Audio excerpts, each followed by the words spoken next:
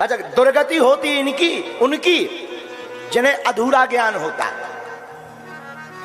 कई लोग भाषा तो बोल लेते पर अर्थ नहीं पता होता, लेकिन लक्ष्मण जी कह रहे हमें अर्थ भी पता है और भाषा भी आती है। जैसे एक व्यक्ति गांव का आदमी, बस्तर जिला, बस्तर का, दक्षिण बस्तर छत्तीसगढ़ में गांव का आदमी, उसने अंग्रेजी सीखी और उस आदमी का नाम मंगूलाल। मंगूलाल ने अंग्रेजी सीखी और अंग्रेजी के 4 अक्षर सीखे, yes know very good thank you, yes know very good thank you. अब उसे ये तो आता था लेकिन अर्थ नहीं पता था। लेकिन गांव का काम, तो गांव में अपनी इज्जत बनाने के चक्कर में कोई कुछ भी बोले तो अंग्रेजी में बोल दे, yes yes no no no no no no no no, और फिर very good very good very good thank you. लेकिन अर्थ नहीं था पता कि मतलब क्या है। अब एक बार वो ट्रेन पर बैठा रायपुर के लिए, ट्रेन में एक भाई साहब की अटैची चोरी हो गई। तो उन भाई साहब ने मंगूलाल से पूछा, क्या तुमने हमारी अटैची देखी? मंगूलाल ने सोचा यहां अंग्रेजी बोलने का बढ़िया मौका है। उसने पूछा, क्या तुमने हमारी अटैची देखी? बोले यस।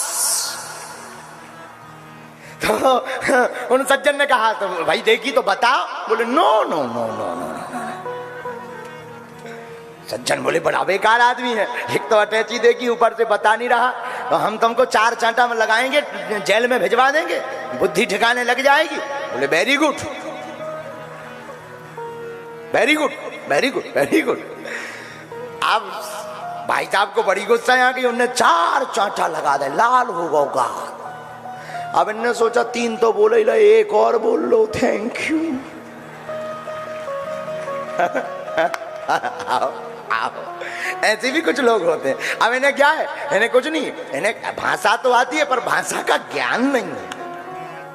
अच्छा एक और है, रामचरितमानस है बड़ी अद्भुत। रामचरितमानस में भाषा भी है और भाषा का ज्ञान भी बताती है। आप रामायण के 2 प्रसंग पढ़ो, एक हनुमान जी का। हनुमान जी रावण के सामने जाते हैं तो हाथ जोड़ करके कहते हैं रावण से, खायऊं फल प्रभु लागी भूखा। रावण को भी कह रहे प्रभु। रावण कह रहा, क्यों बंदर, तुमने बाघ क्यों जा रहा?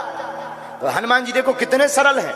हनुमान जी हाथ जोड़ के, रावण कह रहा बंदर, बल्कि हनुमान जी को कहना चाहिए दशकंधर, लेकिन नहीं, हनुमान जी कितने सरल हैं। हनुमान जी हाथ जोड़ के रावण से भी कह रहे, खायऊं फल प्रभु लागी भूखा प्रभु।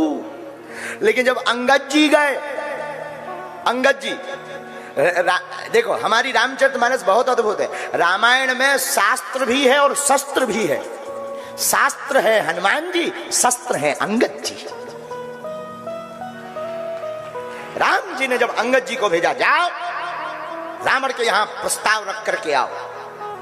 अंगद जी लंका गए, लंका में प्रवेश हुए, राक्षस बंदरों को देखकर आए। सोई अंगद जी के सामने एक राक्षस आओ, अंगद ने पैर पकड़ो, पहले नीचे फेंको, फिर अपने आप ऊपर चलो।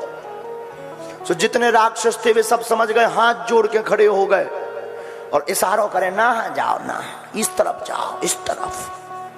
तो अंगद जी बोले, इशारा क्यों कर रहे, बता क्यों रहे? राक्षस बोले, हम तो पहले ही समझ गए थे, जब आप पहली बार आए थे सोई समझ गए थे कि खतरनाक हो, वही 10 मूड वालों रावण नहीं समझो, उसे समझा। अंगद जी बोले, हम तो पहली बार आए।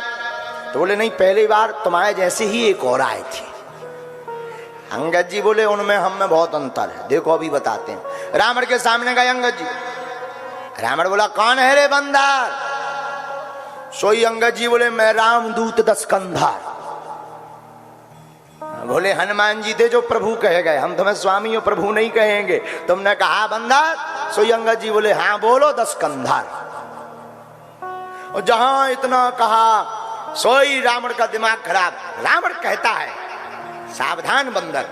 देखो रामचरितमानस शस्त्र शास्त्र दोनों सिखाती है, अंतर भी ज्यादा नहीं। शास्त्र का एक डंडा बाहर कर दो तो वही शस्त्र बन जाता है। शास्त्र, तुम आप लोग लिखो शास्त्र, और शास्त्र का एक डंडा आप बाहर कर दो तो क्या हो जाएगा? शस्त्र। रावण के सामने अंगद जी पैर जमा लेते हैं, बड़े बड़े योद्धा आते हैं पर कोई डिगा नहीं पाता।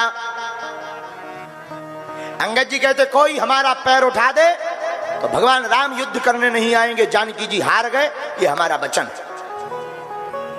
आहा, रावण सोचता है कि ये तो बढ़िया है, युद्ध भी नहीं करना पड़ेगा और जीत भी जाएंगे, पैर ही तो उठाना है। रावण उठता है, अंगद जी के पास जाता है और जैसे ही पैर पकड़ने के लिए उठाने के लिए तैयार होता, सोई अंगद जी पैर पीछे कर लेते। रावण बोले ये क्या है? अंगद जी बोले हमें भगवान ने इसलिए भेजा है कि तुम्हें झुकाना तो चाहिए पर हमारे चरणों में नहीं, अब तो तुम्हें झुकना ही है, चरण पकड़ना ही है, तो राम जी का पकड़ो। यही शस्त्र शास्त्र की व्याख्या है। क्या व्याख्या है? शस्त्र झुकाना तो जानता है पर शस्त्र के द्वारा मारना नहीं चाहिए। हमसे कई लोग कहते हैं कि आप ऐसा बयान दे देते हो माला और भाला, जो ठीक नहीं है। हम कहते हैं माला और भाला दोनों जरूरी है। माला से राम जप करो, भाला से माला की रक्षा करो। भाला का मतलब ये नहीं है कि तुम मारो, ना ना, भाला का मतलब है कोई अगर माला से नहीं मान रहा तो भाला का भय दिखाओ और उसे राम का बनाओ। बोलो सीताराम। लेकिन कई लोग ऐसे दिखावा वाले होत के भगवान नहीं बचाएं। छत्तीसगढ़ के आदमी तो और गजब के। एक बार, अच्छा, कई लोग दिखावा वाले बहुत गजब के होते हैं। जैसे कई लोग नई नई अंगूठी पहने, अंगूठी पहनेंगे तो वो कुछ पूछेंगे भी तो ऐसे ही कहेंगे हाँ भाई कहाँ है ये पचपड़ी ना का कहाँ है? अच्छा भाई इसका मतलब क्या हुआ है? तो अच्छा, कई लोग नई नई चेन पहने, ऐसे खोलने, आज गर्मी बहुत है। देखो, अच्छा तो का ऐसो करे से गर्मी भाग जाएगा? गर्मी तो बहाना है, जो 5 तोला की पहन के आए वो दिखाना है।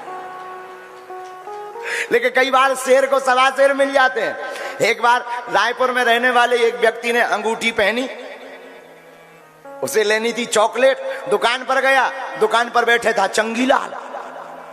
तो डब्बा में चॉकलेट देख करके बोला, अच्छा बतानी ऐसी थी कि भैया जा वाली चॉकलेट बताओ कितने की है, लेकिन अंगूठी पहनी थी इस वाली उंगली में। तो उंगली से बोला, अच्छा जा वाली चॉकलेट कितने की एक है? उंगली। लेकिन वो भी जो दुकानदार था वो भी कम नहीं था, वो भी जो है 5 नहीं 15 तोला का बगल में बाजू बंद पहने था, कवच, वो भी ऊपर से कपड़ा लपेड़े हुए था। उसने कपड़ा एक तरफ किया, बोले ले लो जितने की लेनी हो। आओ, आओ, आओ। तो कई बार शेर से सवा शेर मिल जाते हैं। यही रावण के सामने हुआ।